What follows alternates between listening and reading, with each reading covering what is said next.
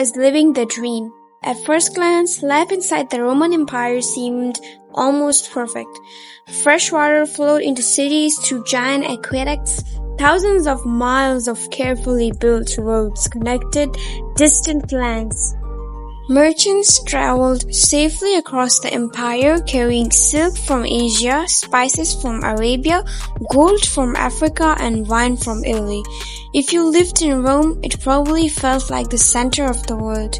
The Romans had public baths, libraries, theaters, and even heated floors in some wealthy homes. For a civilization nearly 2,000 years ago, that was incredibly advanced. The famous Colosseum could hold more than 50,000 people. Crowds gathered to watch gladiator battles, wild animal hunts, and spectacular public shows. Colosseum was basically ancient Rome's version of a packed sports stadium, except the athletes were fighting for their lives. For wealthy Romans, life was filled with luxury, huge villas, delicious banquets, music, art, and servants who handled almost everything. From the outside, Rome looks like the perfect empire. Success became the problem. But not everyone shared their perfect life. Millions of ordinary people worked exhausting jobs just to survive. Farmers struggled, workers paid heavy taxes, poor families lived in crowded apartment buildings that could collapse or catch fire. Imagine working all day, paying huge taxes, and then coming home, wondering if your apartment would still be standing.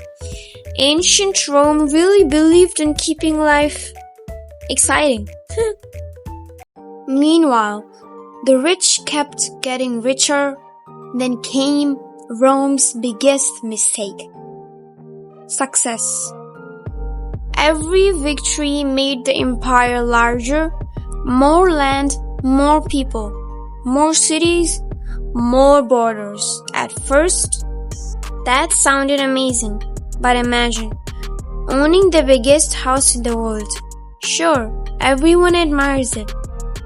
Until it's time to clean every room, repair every roof, and guard every single door. That's exactly what happened to Rome. Its borders stretched for thousands of miles. The army had to defend deserts, mountains, forests, and rivers all at the same time. The bigger Rome became, the harder it was to control. The first cracks appeared. Roman soldiers were constantly moving from one border to another. Whenever one enemy was defeated, another appeared somewhere else. The empire still looked powerful.